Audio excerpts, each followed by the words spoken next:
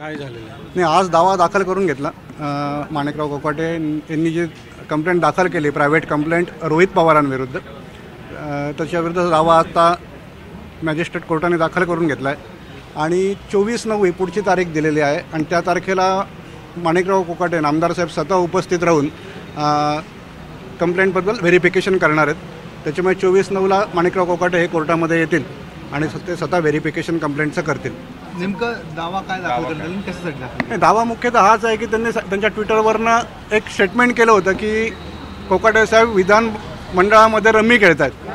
तर आमचं म्हणणं होतं की ते रमी खेळतच नव्हते, तो व्हिडिओ मॉर्फ होता, ते सगळं खोटं होतं आणि त्याचं खूप मोठं डिफेमेशन नामदारांना सहन करावं लागलं आणि त्या मानहानी त्यांची जी झाली त्याच्याबद्दल त्यांनी हा दावा दाखल केलेला आहे आणि त्याची त्यांना मोठी एक शिक्षा पण, त्यांची काही दोष नसताना त्यांना ती शिक्षा भोगावी लागली. म्हणजे ते कृषी मंत्रीपद त्याच्यामध्ये त्यांचं गेलं आणि अनेक डिफेमेटरी स्टेटमेंट ट्विटरवर त्यांच्या हँडलवरच आलेले आहेत. ते सगळे आम्ही प्रूफ्स म्हणून आमच्या प्रायव्हेट कंप्लेंट्समध्ये जोडलेले आहे.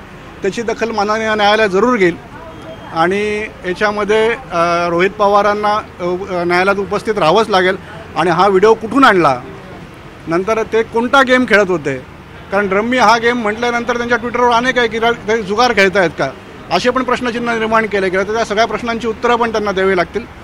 आणि 24 तारखेला कोकाटे साहेबांनी त्यांचं म्हणणं इथे मांडावं लागणार आहे की काय म्हणणार? नाही, 24 तारखेला त्यांनी जी कंप्लेंट केली त्याचं एक व्हेरिफिकेशन स्टेज असते इन लिगल टर्म्स, तर ती पूर्ण करावी लागेल आणि ते त्यांची बाजू पण ती त्यांची बाजू मांडतील.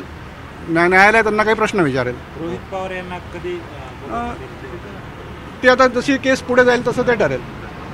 त्यांच्या वकिलाकडनं आज कोणी आलेलं नाही, म्हणजे आता ती स्टेज पण नाही की त्यांच्या वकिलांनी उपस्थित राहावं.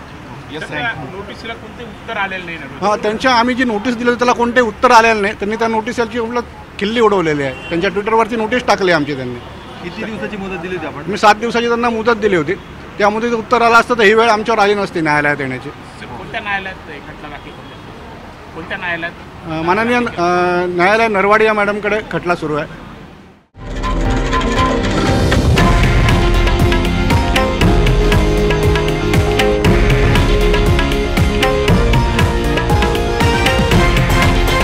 हे आहे देशातील नंबर 1 न्यूज नेटवर्क आणि आपण पाहत आहात TV9 मराठी, एकमेव.